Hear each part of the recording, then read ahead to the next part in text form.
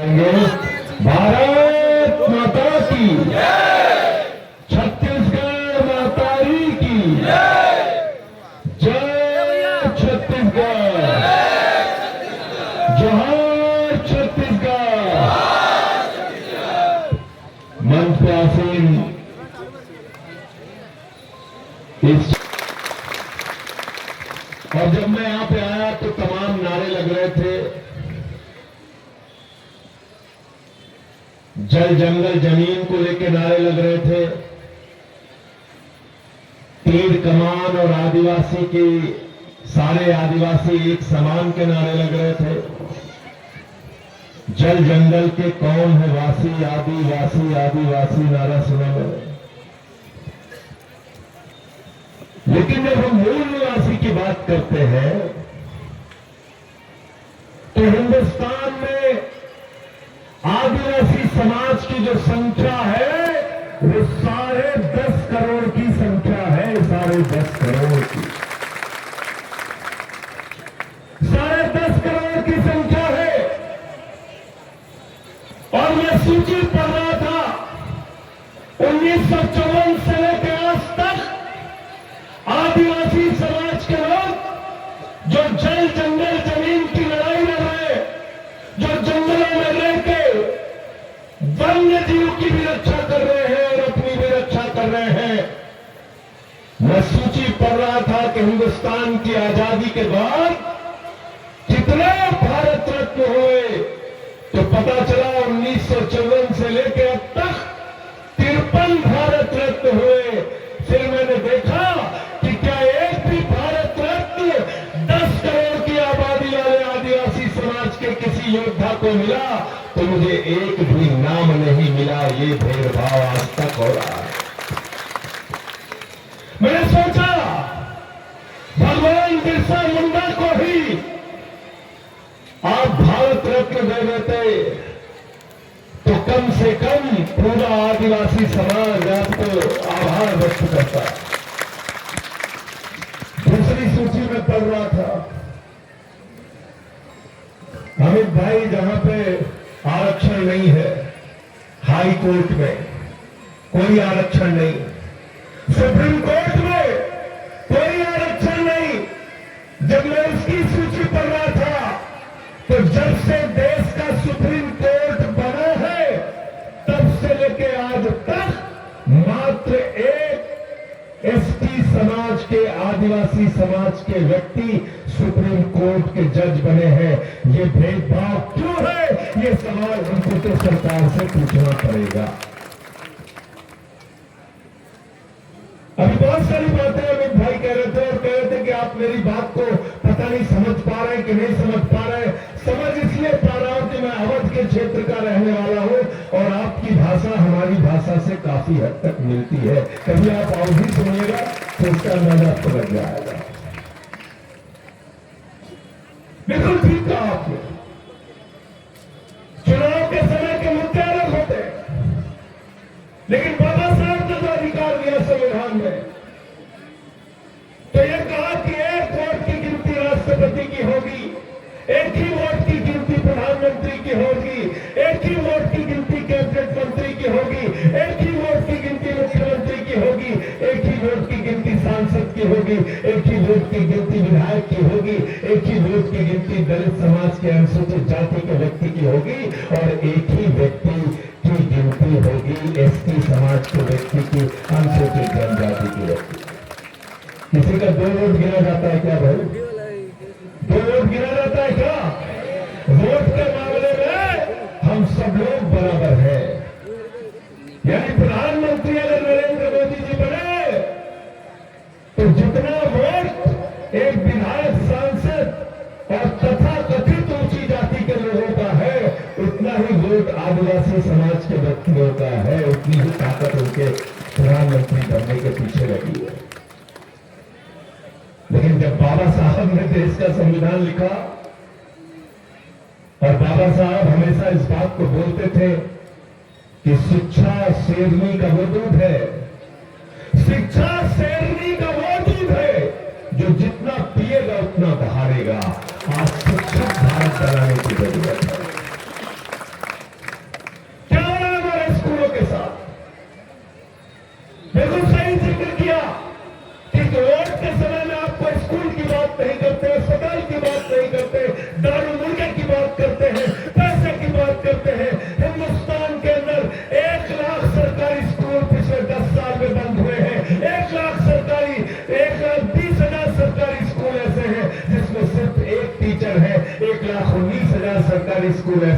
जहां बिजली का इंतजाम नहीं है, और 98,000 सरकारी स्कूल ऐसे हैं जहां हमारी बेटियों के लिए टॉयलेट का इंतजाम नहीं है। अगर आदिवासी समाज का उत्थान चाहते हो तो सरकार से हमें कहना पड़ेगा, हर गांव में अच्छे स्कूल की व्यवस्था करो, हमारे बच्चों को मुफ्त में अच्छी शिक्षा मिलनी चाहिए, ये हमारा अधिकार है।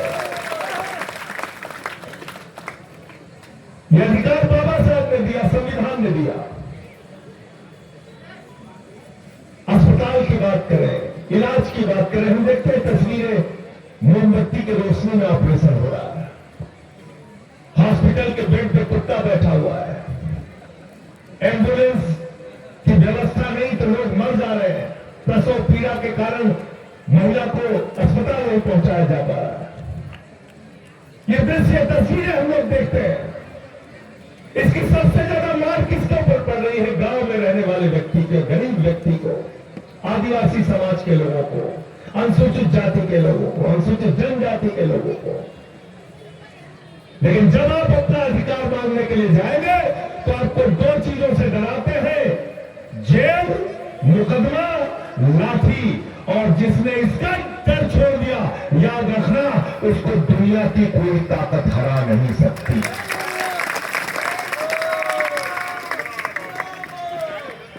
विधायक जी भी आंदोलन में जेल गए होंगे, हमारे अमित बघेल जी भी जेल जा चुके हैं, मुझे भी नरेंद्र मोदी जी ने 183 दिन जेल में रखा।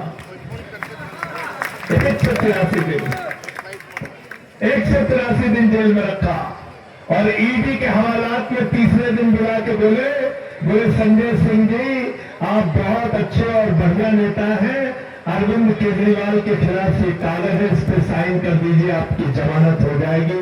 मैंने कागज फाड़ के कहा, 1 साल जेल में रहने की तैयारी करके आया हूं।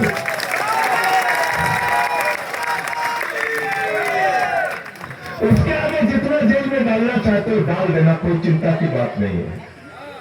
नारा लगा रहे थे हमारे साथी, जब तक जेल में चना रहेगा, आना जाना बना रहेगा। एक नारा और लगाया कीजिए, जगह है कितनी जेल में तेरे, देख लिया है। जगह है कितनी जेल में तेरे, जगह है कितनी जेल में तेरे। पूरे हिंदुस्तान में जेल की जो क्षमता है, जब जेल में था तो मैं पढ़ रहा था, कितनी है विधायक जी? 6 लाख। कितने? 6 लाख। खाली अगर गलिया बंद वाले तय कर ले कि हमको पूरे हिंदुस्तान की जेल भरना है तो मोदी जी के पास जगह नहीं होगी। हाथ जोड़ के लोकेश्वरी मोदी से कहेंगे, बहन जी अब रहने दो, हमारे पास जगह नहीं है। तो मिलकर लड़ना होगा हम लोगों को, अपने अधिकारों के लिए लड़ना पड़ेगा, छुआछूत और भेदभाव के खिलाफ लड़ना पड़ेगा। और जब छुआछूत और भेदभाव की बात हम करते हैं तो हमें याद है छत्तीसगढ़ के राम नामी समाज की वो दास्ता कि 1890 में परशुराम जी को किस तरह से मंदिर में प्रवेश से रोका गया, तो उन्होंने अपने शरीर पर राम राम राम राम लिखवा दिया। ये है हिंदुस्तान का समाज। शहीद आजम भगत सिंह ने कहा, हम कैसा समाज बनाना चाहते हैं? जानवर को बगल में बिठा के खिला सकते हैं, लेकिन दलित को बगल में बिठा के खिला नहीं सकते। आदिवासी से हम भेद करते हैं। ऐसे हिंदुस्तान सही मायने में आजाद नहीं होगा। सही मायने में तो आजाद तब होगा जब हिंदुस्तान से छुआछूत भेदभाव की बीमारी पूरी तरीके से खत्म होगी। लेकिन गलती से वो सरकार आ गई है जो दिन रात छुआछूत, दिन रात भेदभाव, हिंदू को मुसलमान से लड़ाओ, हिंदू को सिख से लड़ाओ, हिंदू को ईसाई से लड़ाओ, जब सबसे लड़ा लो फिर हिंदू को हिंदू से लड़ाओ, आपस में झगड़े कराओ। इसीलिए मैंने भाजपाइयों का नाम बदल के भारतीय झगड़ा पार्टी कर दिया।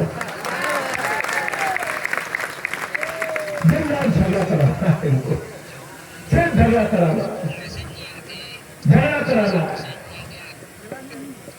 मैं आपसे पूछना चाहता हूं, जिन मुसलमानों से आपको लड़ने की और लड़ाने की और भेदभाव करने की बात करते हैं, मुझे बताओ हिंदुस्तान का इतिहास, किस मुसलमान ने कहा कि तालाब में दलित पानी नहीं पी सकता, आदिवासी पानी नहीं पी सकता? किस मुसलमान ने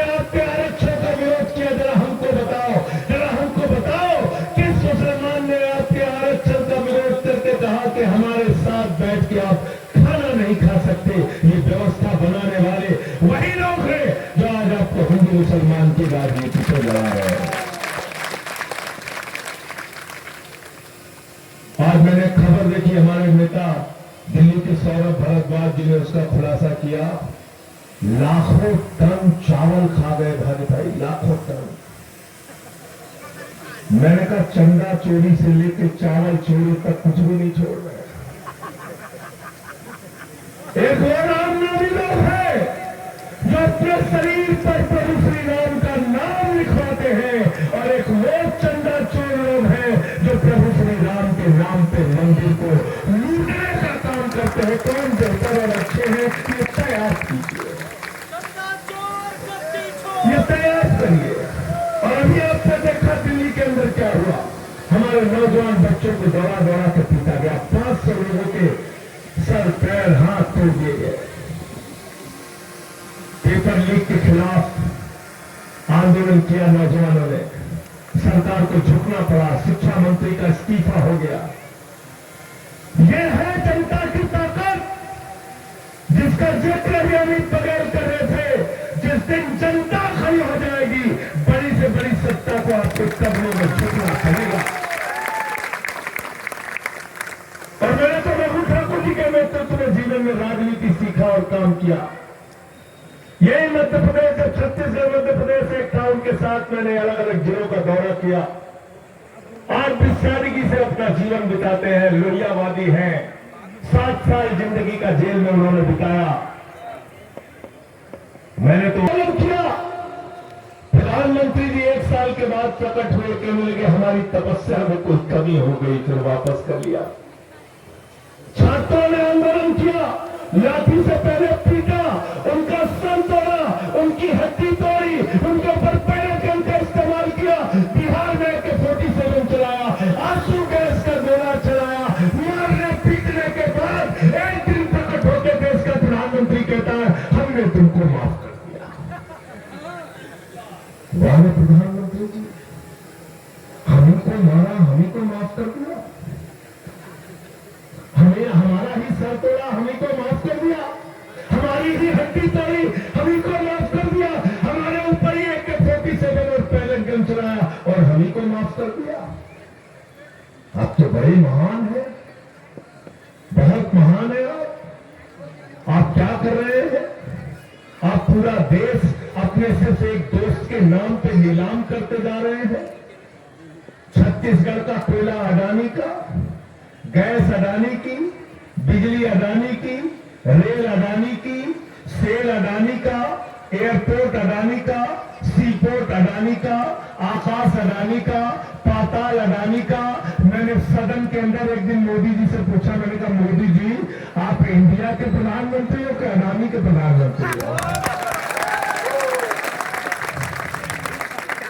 इतना तो बता दो कहां के प्रधानमंत्री हो। सारी नीतियां उनके लिए बनाते हैं। उत्तर प्रदेश में, बिहार में, आपको पता है हमारे प्रधानमंत्री जी ने एक दिन आह्वान किया, एक पेड़ मां के नाम। हमारी माताएं बहनें भी घर से निकली, उन्होंने कहा पेड़ लगाना है मां के नाम। लोकेश्वरी बहन ने भी लगाया, सबने लगाया, सब भावुक हो गए, कहने लगे प्रधानमंत्री कितना अच्छा आदमी है, एक पेड़ मां के नाम लगाने की बात कह रहा है। दूसरे दिन प्रधानमंत्री ने बिहार में कहा एक पेड़ मां के नाम, 10 लाख पेड़ अडानी के नाम। 10 लाख पेड़ और हजारों एकड़ जमीन 1 रुपए में अडानी को दे दी बिहार में, 1 रुपए में। और आप क्या सरगुजा में क्या कर रहे हैं? हंसदेव में 4.5 लाख पेड़, कितने? सारे मुकेश जी कह रहे थे कि वो क्षेत्र जो है उसको छत्तीसगढ़ का फेफड़ा कहा जाता है। जो लोग आपका फेफड़ा निकाल रहे हैं उनको सत्ता से निकाल दो, यही कहना चाहता हूं आपसे। 4.5 लाख पेड़ काट रहे, 4.5 लाख पेड़। कोयला देना चाहते हो अडानी को, बिजली देना चाहते हो अडानी को, सब कुछ आप उन्हीं को सौंप देना चाहते हो। ये किस प्रकार की नीति है आपकी? कम से कम छत्तीसगढ़ के लोगों को इंसान तो समझो, कम से कम आदिवासी समाज के लोगों के दुख दर्द को तो समझो।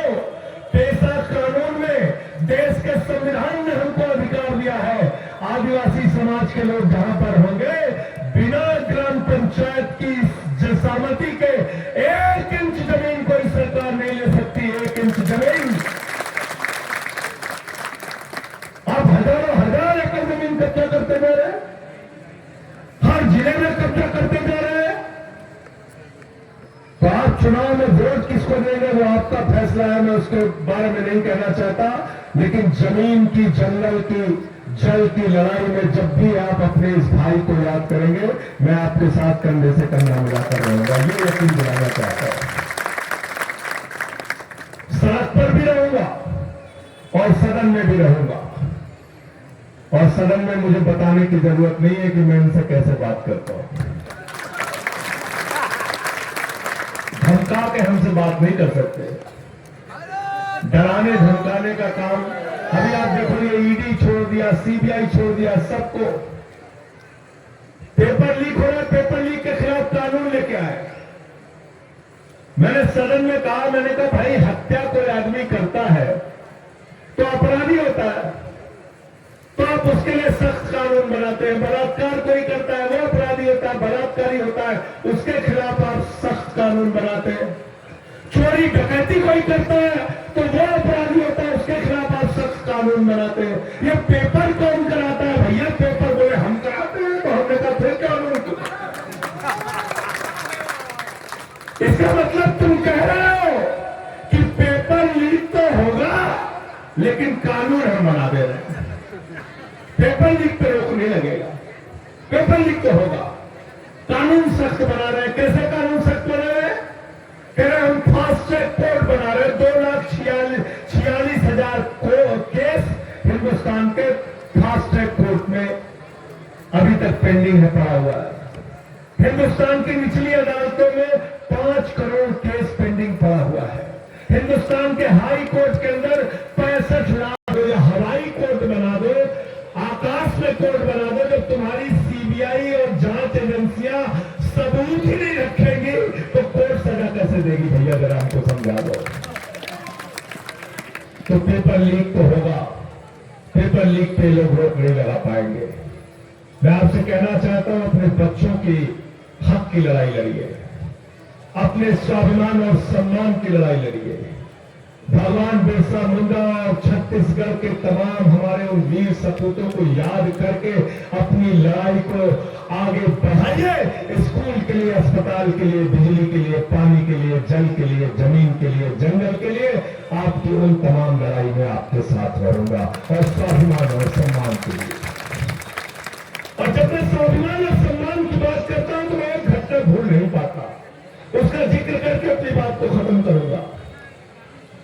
प्रभु श्री राम के मंदिर का शिलान्यास हो रहा था।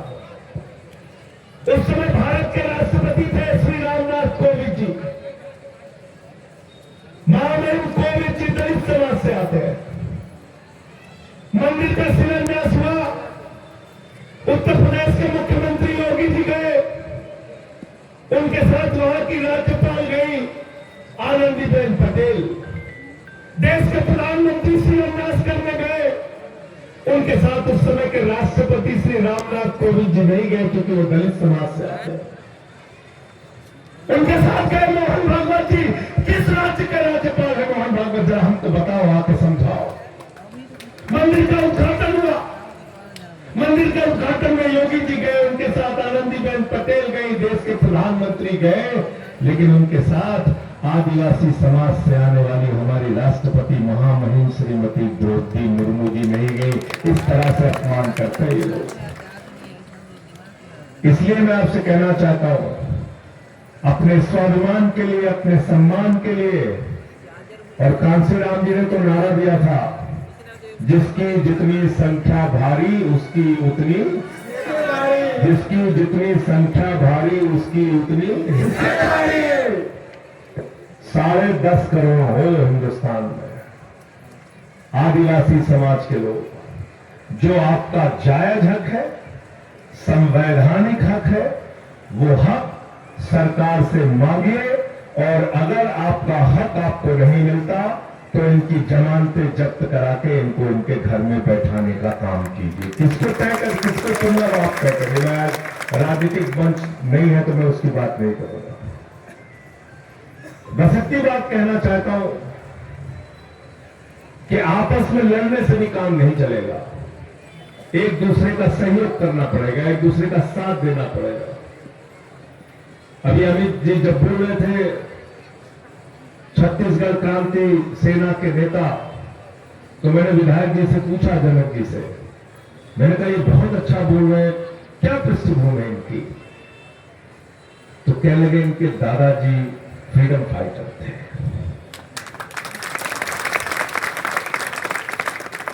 तो इनके दादा भारत माता के लिए लड़े और पोता छत्तीसगढ़ माता के लिए लड़ रहा है। तो इस लड़ाई में हमको सबको एक साथ लेके चलना है। जहां कहीं किसी को कंधा देने की जरूरत पड़े तो साथ में बगल में एक साथी के तौर पे उनके साथ खड़े हो जाना। चिंता मत करना, अगर आपको जेल भेजने की इन्होंने परंपरा ठान रखी है हर महीने जेल, तो जेल को भरने की योजना बनाओ, सब मिलकर जेल बना कोई दिक्कत नहीं। आप सबका बहुत बहुत शुक्रिया, बहुत बहुत धन्यवाद। आपने मुझे